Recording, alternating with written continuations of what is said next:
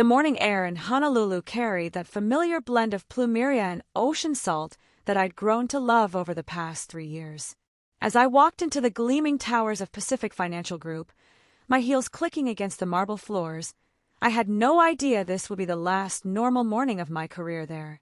My name is Jennifer Walsh, and I am a senior marketing analyst at one of Hawaii's most prestigious investment firms.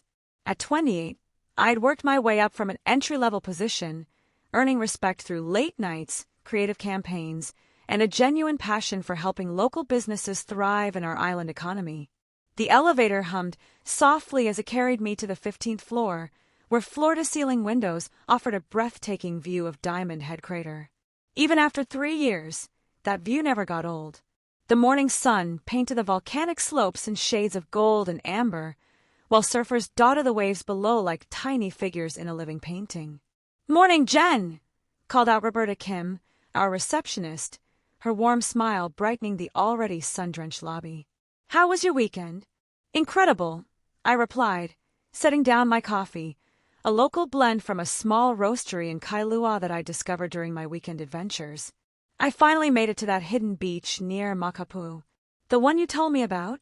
Absolutely stunning." Roberta's eyes lit up. "Oh, you found it. Most tourists never venture past the main lookout. That's one of our best-kept secrets."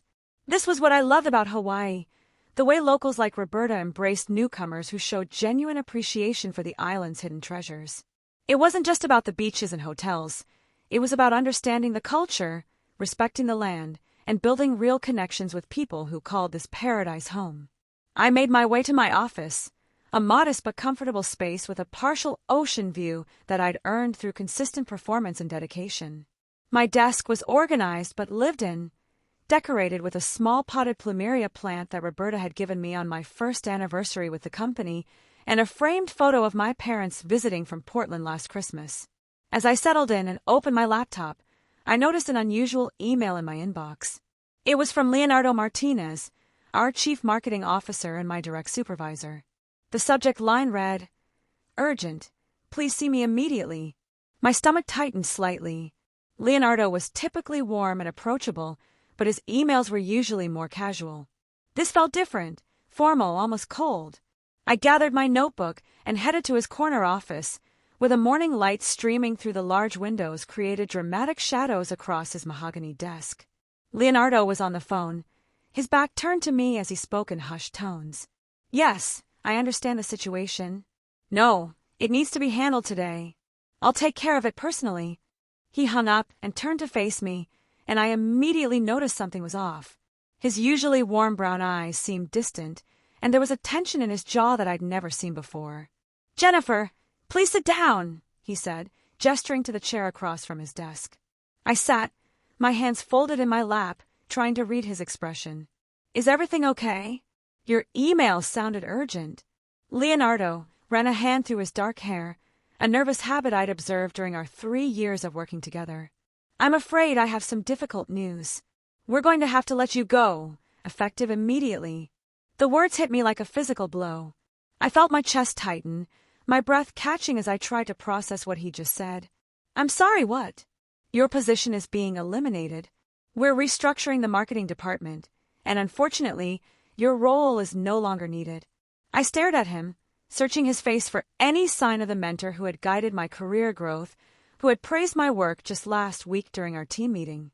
"Leonardo, I don't understand. My performance reviews have all been excellent. The Kauai resort campaign I led last quarter exceeded projections by 30%. You told me I was being considered for a promotion to senior analyst." He shifted uncomfortably in his chair, avoiding my gaze. "Business decisions aren't always about individual performance, Jennifer. Sometimes larger strategic considerations come into play." "Strategic considerations?" I felt my voice rising slightly, though I fought to maintain my composure. "Can you be more specific? What exactly has changed since last week?" "I'm not at liberty to discuss the details. HR will handle your exit paperwork, and you'll receive a severance package. Security will escort you out once you've cleaned out your desk." The casual mention of security felt like salt in an already painful wound. After 3 years of dedication, of building relationships, of contributing to the company's success, I was being treated like a potential threat. Leonardo, this doesn't make sense. If this were really about restructuring, there would have been advance notice, discussions about other positions, something. This feels personal. For the first time since I'd entered his office, he looked directly at me, and I saw something in his eyes. Guilt, perhaps, or regret. But it was quickly replaced by a cold professionalism that felt foreign coming from him. I'm sorry, Jennifer. The decision is final. Please clean out your desk and report to HR. I stood slowly, my legs feeling unsteady beneath me. After everything we've worked on together, after all the late nights and successful campaigns, you're not even going to give me a real explanation? He turned his attention to his computer screen, dismissing me without another word. HR is expecting you. As I walked back to my office, my mind raced. The morning that had started with such promise, the beautiful view, the friendly conversation with Roberta, the sense of belonging I'd cultivated over 3 years, had suddenly become a nightmare. I sat at my desk, staring at the plumeria plant that had seemed so cheerful just minutes before. The small personal touches that had made the space feel like home now felt like evidence of how naive I'd been to think I truly belonged here. My phone buzzed with a text from my friend Sarah, who worked in accounting. Heard about what happened. I'm so sorry. This is completely out of left field. Everyone's shocked. So word was already spreading. In a company this size, news traveled fast, especially news this unexpected. I wondered what story they were telling, what explanation they were giving to my colleagues who, like Sarah, knew this made no sense. As I began packing my personal belongings into a cardboard box that HR had provided, my hands shook slightly, not from sadness, but from a growing sense of injustice.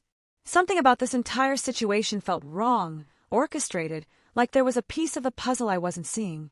I picked up my favorite mug, a ceramic piece I bought at a local market in Chinatown, and wrapped it carefully in tissue paper. 3 years of my life, 3 years of building something meaningful, reduced to a cardboard box and a security escort. But as I looked out at the Diamond Head crater one last time from my office window, I made a decision. I wasn't going to just walk away, quietly. I deserved to know the truth, and I was going to find it. The warm Hawaiian breeze drifted through the slightly open window, carrying with it the scent of the ocean and the promise of storms on the horizon. I had no idea that this moment would be the beginning of uncovering a truth that would change not just my life, but the lives of everyone involved in this seemingly simple firing. Something was definitely not right about the situation, and I intended to find out exactly what that something was. The security escort to the parking garage was perhaps the most humiliating part of the entire morning. Tom Rodriguez, the head of security, had always been friendly during our brief hallway encounters over the years. Now he walked silently beside me, his expression professionally neutral as he carried my box of personal belongings. "Tom," I said as we reached my car, a modest Honda Civic that had served me well during my time in Hawaii. "You know this doesn't make sense, right? I've never had a single disciplinary action, never missed a major deadline." He glanced around the parking garage, then leaned closer, lowering his voice. "Jennifer, I've been doing security here for 8 years. I've seen people fired for cause, for performance issues, for budget cuts. He shook his head. This felt different. The paperwork came down from the very top, not from HR's usual process. The very top? You mean above Leonardo? I can't say more, but..." He hesitated, then pulled out his phone. "Look, I shouldn't be telling you this, but there's a coffee shop called Moonbow Cafe on Baratania Street. Go there around lunchtime. Order a macadamia nut latte and sit at the counter." Before I could ask what he meant, he was already walking back toward the building, leaving me standing next to my car with more questions than answers. The drive to my apartment in Kailua should have been therapeutic. The route took me along the coast, past beaches where I'd spent countless weekend mornings, through neighborhoods where I'd built friendships, and found my place in this island community. Instead, I felt like I was seeing it all through a different lens, as if I were already becoming an outsider again. My apartment was a small but cozy one-bedroom place, just a few blocks from the beach. I'd chosen it not for luxury but for the sense of community, neighbors who knew each other's names, local shops within walking distance, and the sound of the ocean that helped me sleep at night. I set the box of my belongings on my kitchen counter and stared at it for a long moment. 3 years of professional life reduced to a few personal items and a ceramic mug. But Tom's cryptic message kept echoing in my mind. Why would he risk his job to give me information unless something was seriously wrong? I decided to call my older sister, Rachel, who worked in corporate law back in Seattle. If anyone could help me understand my rights and options, it would be her. "Jen, aren't you supposed to be at work?" Rachel's voice was warm but concerned when she answered. "I got fired this morning." No warning, no explanation beyond restructuring. "The whole thing feels off, Rachel." There was a pause on the other end. "Okay, slow down. Tell me exactly what happened, word for word." I recounted the morning's events, from Leonardo's cold demeanor to the immediate security escort. Rachel, trained to listen for legal inconsistencies, asked pointed questions about company policy, my employment contract, and the specific language used during the termination. "This doesn't sound like a standard termination," she said when I finished. In most legitimate restructuring situations, there's advance notice, discussion of other positions, some kind of transition period. The fact that they wanted you out immediately suggests they were either afraid of something you might discover or do, or they were covering something up. That's what I thought too. And there's something else. I told her about Tom's mysterious message about the coffee shop. "Jennifer, be careful. If there's something shady going on, you don't want to get caught in the middle of it. But you also have rights. Document everything. Save all your emails. Keep records of your performance reviews, anything that contradicts their restructuring story." After hanging up with Rachel, I spent the next hour going through my personal email and cloud storage, downloading every work-related document I'd saved over the years. Performance reviews, commendations, project results, team meeting notes. All of it painted a picture of a valued employee who had contributed significantly to the company's success. At 11:30 a.m., I decided to drive to the Moonbow Cafe. I had nothing to lose and potentially everything to gain by following Tom's lead. The cafe was tucked into a strip mall between a small grocery store and a surf shop, the kind of local place that tourists might walk past without noticing. Inside, the walls were decorated with surf photography and local artwork, and the air smelled of fresh coffee and baked goods.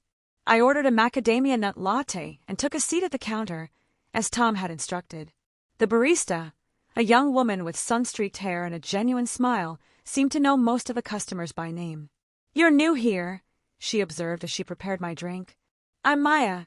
I pretty much know everyone who comes in regularly." "Jennifer. And yes, I'm new. Someone recommended this place to me." "Well, welcome to our little corner of paradise. The macadamia nut latte is one of our specialties. We source the nuts from a farm on the Big Island." I was sipping my latte and admiring the local artwork when someone slid onto the stool next to me. I turned to see a woman in her early 40s, professionally dressed but with the relaxed demeanor that seemed to characterize everyone who had lived in Hawaii for any length of time. "You must be Jennifer," she said quietly. "Tom told me you might be here.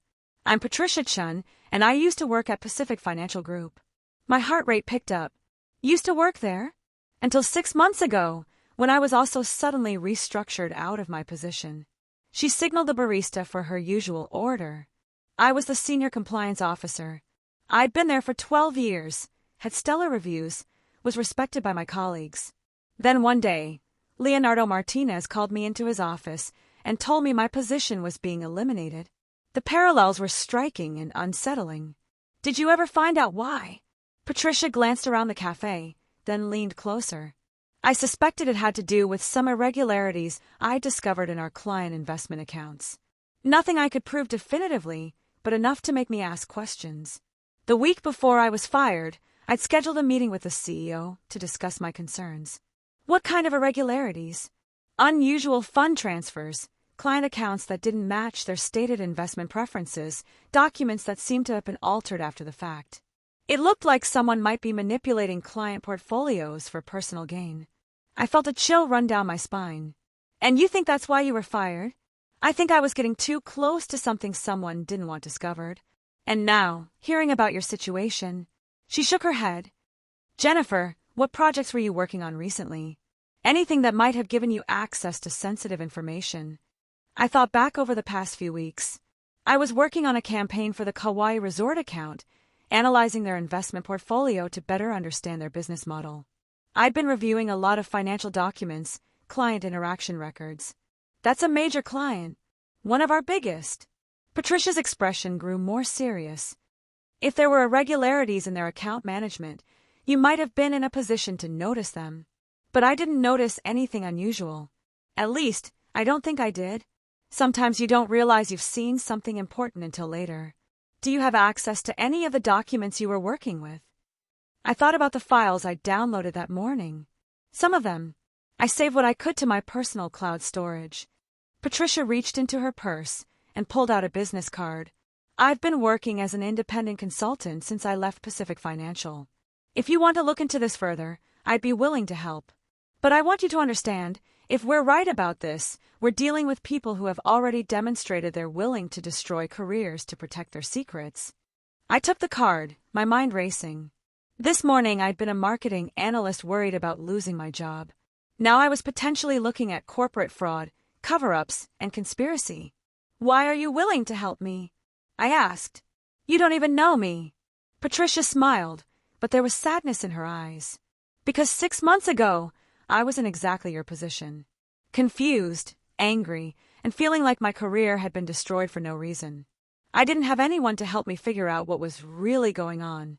If I can spare you some of that pain, and maybe get some answers for both of us, it's worth it. As I drove home from the cafe, my phone rang. The caller ID showed Leonardo's name, which surprised me. Why would he be calling me now? Jennifer, I need you to come back to the office. There's been a misunderstanding. A misunderstanding. I pulled over to the side of the road, not trusting myself to drive while having this conversation. You fired me this morning, Leonardo. You had security escort me out. What kind of misunderstanding could that be? I can't discuss it over the phone. Can you come in this afternoon? We need to talk. Something in his tone was different. Less cold, more urgent. Almost desperate. I'll think about it, I said and hung up. But as I sat in my car, looking out at the Pacific Ocean stretching endlessly toward the horizon, I realized I already knew what I was going to do. I was going back to Pacific Financial Group, but not as the confused and hurt employee who had been escorted out that morning. I was going back as someone who was starting to understand that this was about much more than just my job. The afternoon sun cast long shadows across the Pacific Financial Group building as I walked through the same lobby where I'd greeted Roberta just hours earlier.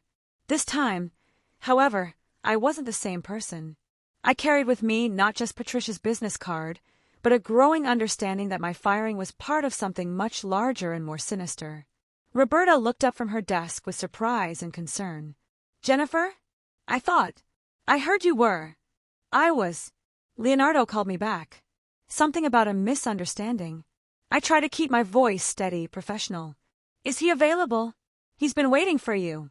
I think he's been making calls all afternoon. She lowered her voice. Jen, everyone's been talking about what happened. It doesn't make sense to any of us. It doesn't make sense to me either, Roberta. But I'm hoping to get some answers. I walked toward Leonardo's office, my heels clicking on the marble floor with a confidence I didn't entirely feel. Through the glass walls, I could see him pacing behind his desk, his phone pressed to his ear. When he saw me approaching, he quickly ended his call. Jennifer, thank you for coming back.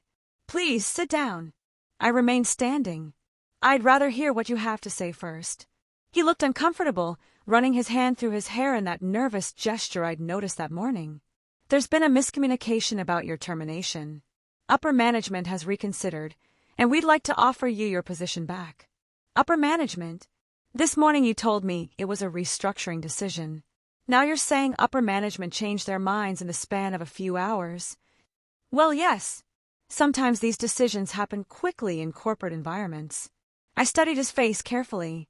The man who had mentored me, who had guided my career growth, looked exhausted and anxious. This wasn't the confident executive I'd known for 3 years. Leonardo, I need you to be honest with me. What's really going on here? I don't know what you mean. We're simply offering you your job back.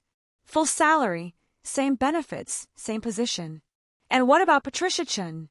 Is she getting her job back too? The color drained from Leonardo's face. How do you know about Patricia? I know about a lot of things, Leonardo. I know that Patricia was fired 6 months ago after discovering irregularities in client accounts. I know that my termination this morning wasn't about restructuring. And I know that you're scared. He sat down heavily in his chair, his professional facade cracking. Jennifer, you don't understand the situation you're getting yourself into. Then explain it to me. For a long moment, he stared out the window at the ocean. When he finally spoke, his voice was barely above a whisper. There are people in this company who are doing things that could destroy us all. When Patricia started asking questions, she became a threat. When you started reviewing the Kauai Resort files, what about the Kauai Resort files? You were getting too close to seeing the discrepancies. The way their investment portfolio was being managed, the unauthorized transfers, the falsified documents. If you had continued your analysis, you would have discovered what Patricia was investigating. I felt a mix of vindication and fear. So you fired me to protect a cover-up. I fired you to protect you. He stood up abruptly, his composure finally breaking. Do you think I wanted to destroy your career? You've been one of my best analysts, Jennifer. But the alternative was worse. Worse how? Because the people behind this don't just fire employees who become inconvenient. They destroy them. They make sure they never work in this industry again. They ruin reputations. They fabricate scandals. They do whatever it takes to silence threats. And you went along with this? I have a family, Jennifer. I have a mortgage, 2 kids in private school, a wife who depends on me. When they told me to fire you, I didn't have a choice. There's always a choice, Leonardo. He looked at me with something that might have been admiration. You're braver than I am. But bravery doesn't always protect you from the consequences. I walked to his desk and leaned forward, my voice firm but not unkind. Who ordered you to fire me?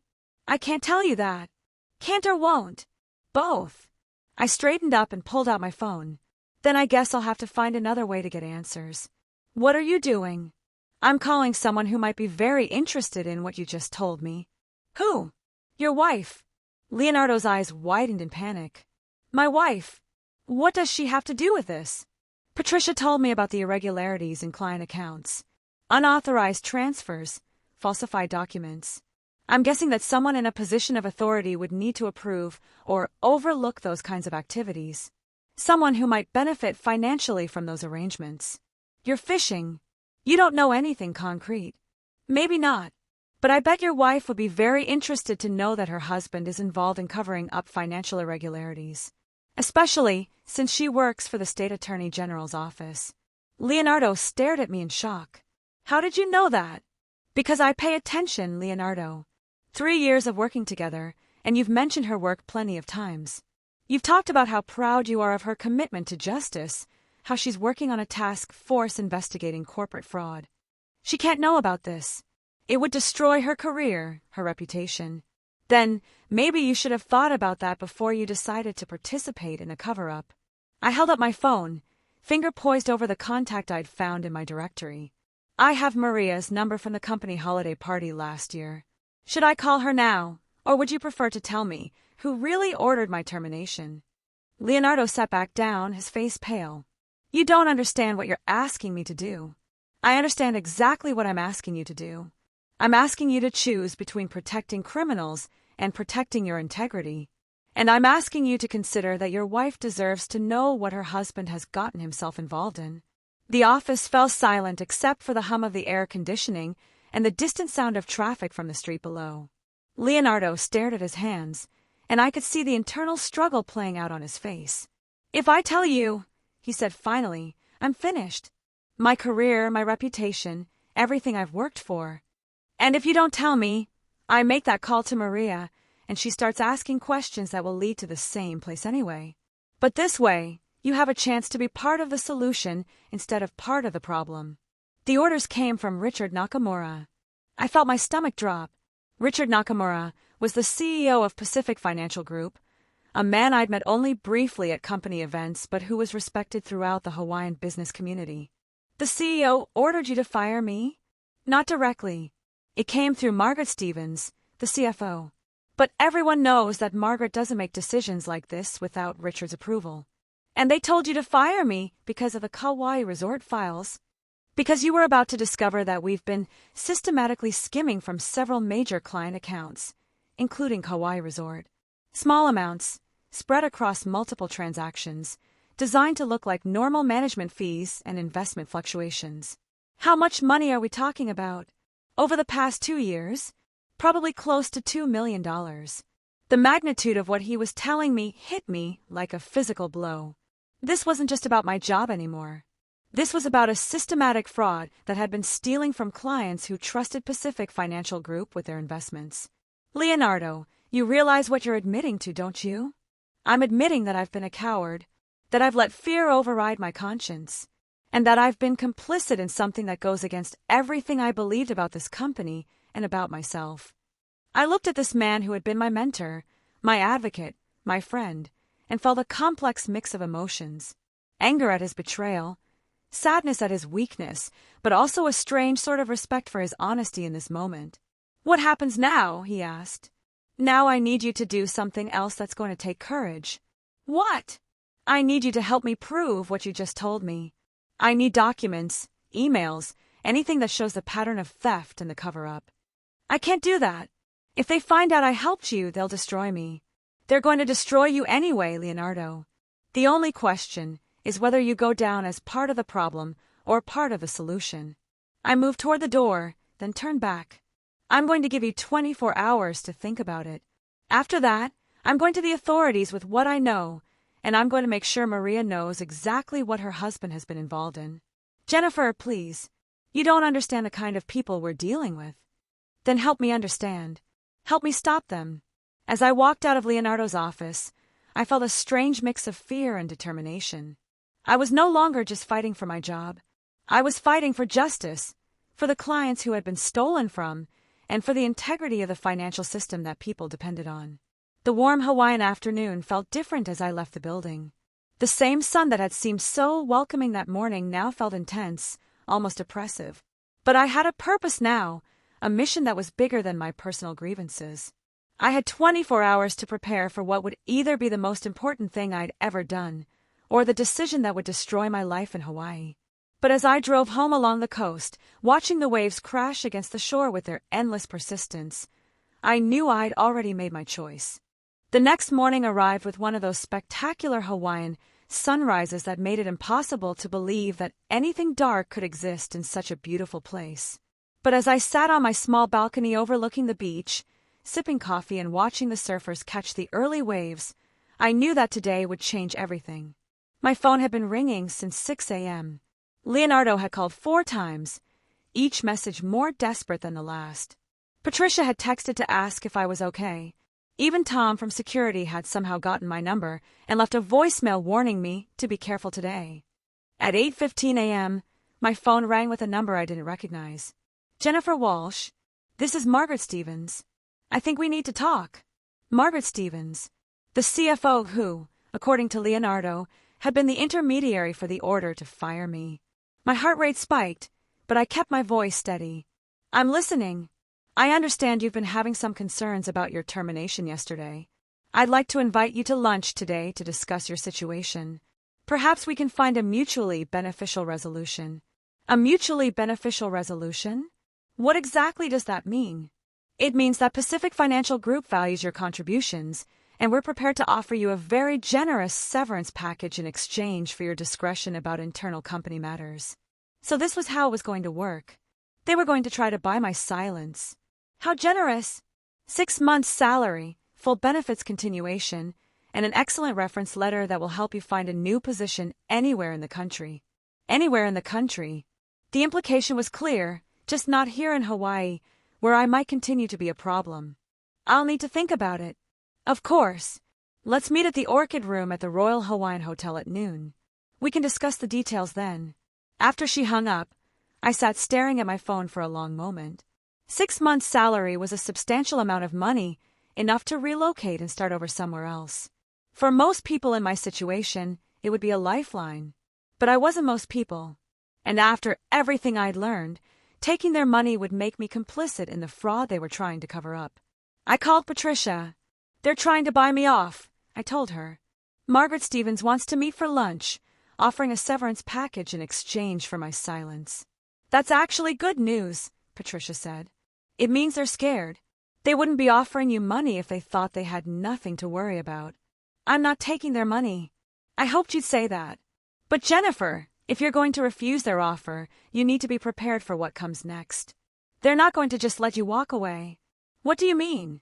I mean they're going to try to destroy your reputation, your credibility, your ability to work in this industry. They might even try to frame you for something. The weight of what I was taking on settled over me like a heavy blanket. But I thought about the clients who had been stolen from, about the trust that had been betrayed, about the system that was supposed to protect people's investments and retirement funds. Patricia, I need to ask you something. Are you willing to go to the authorities with what you know? I've been waiting 6 months for someone to ask me that question. Yes, I'm ready. Then let's do this right. Let's make sure we have everything we need to prove what's been happening. At 11:30 a.m., I drove to the Royal Hawaiian Hotel, but not to have lunch with Margaret Stevens. Instead, I parked across the street and called her. Margaret, I've decided not to take your offer. Jennifer, I think you're making a mistake. This is a very generous package we're offering. I'm sure it is. But I can't accept money to stay quiet about fraud. There was a long pause. I'm not sure what you think you know, but I assure you that Pacific Financial Group operates with the highest ethical standards. Then you won't mind if I share my concerns with the appropriate authorities. I think you should be very careful about making unsubstantiated accusations. You could find yourself facing serious legal consequences. Are you threatening me, Margaret? I'm advising you to consider the potential consequences of your actions. I have considered them, and I've decided that my conscience is worth more than your money. I hung up and immediately dialed the number Patricia had given me for Detective James Capono with the Honolulu Police Department's Financial Crimes Unit. Detective Capono, my name is Jennifer Walsh. I have information about financial fraud at Pacific Financial Group that I believe you need to hear. What kind of information? Systematic theft from client accounts, falsified documents, and a cover-up that goes to the highest levels of management. That's a serious allegation, Ms. Walsh. Are you willing to provide evidence to support these claims? Yes, and I have a former compliance officer who can corroborate what I'm telling you. Can you come in this afternoon? I'd like to hear what you have to say. 2 hours later, Patricia and I sat in Detective Capono's office, laying out everything we knew. The detective, a man in his 50s with the careful demeanor of someone who had seen enough corporate corruption to take our allegations seriously, listened intently as we explained the pattern of irregularities, the sudden firings, and the attempted cover-up. This is substantial, he said when we finished. But I need to be honest with you, cases like this are complex and can take months or even years to fully investigate and prosecute. We understand, I said, but these people are stealing from their clients. They're destroying careers to protect their crimes. Someone needs to stop them. And you're willing to testify if this goes to trial? Yes. Both of you. Patricia nodded. I've been waiting 6 months for this opportunity. Detective Capono leaned back in his chair. Okay, here's what's going to happen. I'm going to open a formal investigation. I'll need you to provide all the documentation you have. And I'm going to need you to be prepared for the fact that things are going to get very difficult for you once word gets out that you've come forward. What kind of difficult? They're going to try to discredit you. They're going to claim you're disgruntled employees making false accusations. They might even try to turn the tables and accuse you of wrongdoing. We're prepared for that, I said, though I wasn't entirely sure I was. There's something else. I'm going to recommend that you both document everything. Every phone call, every interaction, every threat or intimidation attempt. And I want you to be very careful about your personal safety. You think they'd actually try to hurt us? I think people who steal millions of dollars and destroy careers to cover it up are capable of anything. As we left the police station, I felt a mixture of relief and terror. I'd crossed a line that there was no going back from. Whatever happened next, my quiet life in Hawaii was over. Patricia walked me to my car. Are you okay? I'm scared, I admitted, but I'm also angry. And I think the anger is stronger than the fear. Good. You're going to need that anger for what comes next. That evening, I sat in my apartment trying to process everything that had happened in just 2 days.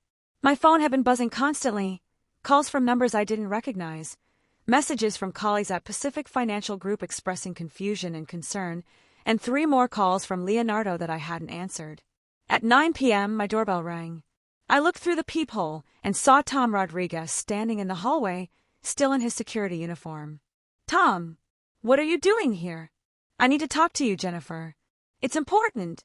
I opened the door, and he stepped inside, glancing nervously over his shoulder. "They know you went to the police," he said without preamble. "How do they know?" "I'm not sure, but word is spreading fast through the executive offices. There's a lot of panic, a lot of closed-door meetings." "Tom, why are you telling me this? You could lose your job." He sat down heavily on my couch. "Because I've been working security at that company for 8 years, and I've seen things. Things I should have reported, but didn't because I was afraid of losing my job." "What kind of things?" "Late-night meetings in the executive offices. Shredding trucks that came in on weekends when no one was supposed to be working. Employees who asked too many questions suddenly having performance issues that never existed before." "You knew about the fraud?" "I suspected it. But suspecting and proving are 2 different things. You and Patricia, you had access to the actual documents, the evidence. I just saw the shadows." Tom pulled out his phone and showed me a video file. "But I did document some things. This is from last weekend." The video showed the Pacific Financial Group building at night, with several cars in the executive parking spaces. Through the lit windows, I could see figures moving around on the 15th floor. "That's Richard Nakamura's office," Tom said. "And that's Margaret Stevens with him. At 11 p.m. on a Saturday night." "What were they doing?" "From what I could see through the security cameras, they were going through files, removing documents. A lot of documents. They were destroying evidence. That's what it looked like to me. And Jennifer, there's something else. They've hired a private investigator to look into your background." My blood ran cold. "What kind of private investigator?" "The kind that specializes in finding dirt on people. They want to discredit you before this goes any further." "What can they possibly find?" "I've never done anything wrong." "It doesn't matter if you've done anything wrong. They'll create something if they have to. False accusations, planted evidence, witnesses who'll swear they saw you do things you never did." The full scope of what I was up against was becoming clear. This wasn't just about financial fraud anymore. This was about powerful people who would do anything to protect themselves. "Tom, I need you to give that video to Detective Capono." "I will. But I wanted to warn you first. These people are dangerous, Jennifer. They've already destroyed Patricia's career, fired you, and now they're going to try to destroy your reputation. You need to be very careful." After Tom left, I double-locked my door and closed all the curtains. For the first time since this all started, I felt truly afraid. Not just of losing my job or my reputation, but of what these people might actually do to silence me. But as I sat in my darkened apartment, I thought about something Patricia had said earlier. "You're braver than you know." Maybe I was. Or maybe I was just too stubborn to back down now. 3 days later, the story broke. The headline in the Honolulu Star-Advertiser read, "Pacific Financial Group under investigation for alleged client fraud." The article, written by investigative journalist David Kim, detailed the police investigation and included quotes from former employees who have provided evidence of systematic theft from client accounts. By noon, the story had been picked up by financial news websites across the country. Pacific Financial Group's stock price plummeted, and several major clients announced they were pulling their accounts. My phone rang constantly with calls from reporters, lawyers, and people claiming to be other victims of the fraud. I followed Detective Capono's advice and referred all media inquiries to the police. But at 3 p.m., I received a call that I did answer. "Jennifer, this is Maria Martinez, Leonardo's wife." My heart skipped. "Maria, I know what you did. I know you threatened to call me if Leonardo didn't tell you the truth." "Maria, I'm sorry. I was desperate and I..." "Don't apologize. You did the right thing." I was stunned. "What?" "Leonardo told me everything. About the fraud, about your firing, about the cover-up. He's been living with the guilt for months, and it's been destroying him. I never meant to hurt your marriage." "You didn't hurt our marriage. You saved it. And more importantly, you saved Leonardo from becoming someone he never wanted to be." "What do you mean?" "He's agreed to cooperate with the investigation. He's going to testify against Nakamura and Stevens. It's going to cost him his career, but he's finally doing the right thing." I felt tears in my eyes. I'm so sorry he had to go through this. We both are. But Jennifer, I want you to know that what you did, standing up to them, refusing to be silenced, it gave Leonardo the courage to do what he should have done months ago. 2 weeks later, Richard Nakamura and Margaret Stevens were arrested on charges of fraud, money laundering, and conspiracy. The investigation had uncovered evidence of theft totaling over $3.2 million from more than 40 client accounts. Leonardo's cooperation with the investigation resulted in reduced charges for him, but his career in finance was over. He and Maria decided to leave Hawaii and start over somewhere else. Patricia was hired as a consultant by the State Attorney General's office to help with the investigation and to develop new oversight procedures for investment firms. As for me, I found myself in an unexpected position. The publicity around the case had made me something of a local hero, the marketing analyst who had refused to be silenced and had brought down a corrupt financial empire. Job offers poured in from firms across the country who wanted to hire someone with my integrity and courage. But in the end, I decided to stay in Hawaii. I opened my own consulting firm, specializing in helping small businesses and individuals navigate the complex world of financial planning and investment. My first client was Roberta Kim, the former Pacific Financial Group receptionist who had always been kind to me. "I never trusted those big firms anyway," she said as we sat in my new office, which had a view of the mountains rather than the ocean. "But I trust you." 6 months after the arrests, I was featured on the cover of Hawaii Business Magazine with the headline, "The Whistleblower Who Changed Everything." But the moment that meant the most to me came 3 weeks later, when I received a letter from an elderly couple in Kailua whose retirement savings had been stolen by Pacific Financial Group. "Dear Ms. Walsh," it read, "we don't know how to thank you for having the courage to speak up. Because of you, we're getting our money back. Because of you, we can afford to keep our home. Because of you, we can sleep at night knowing that justice was served. You gave us hope when we had none." That night, I sat on my balcony watching the sunset over the Pacific.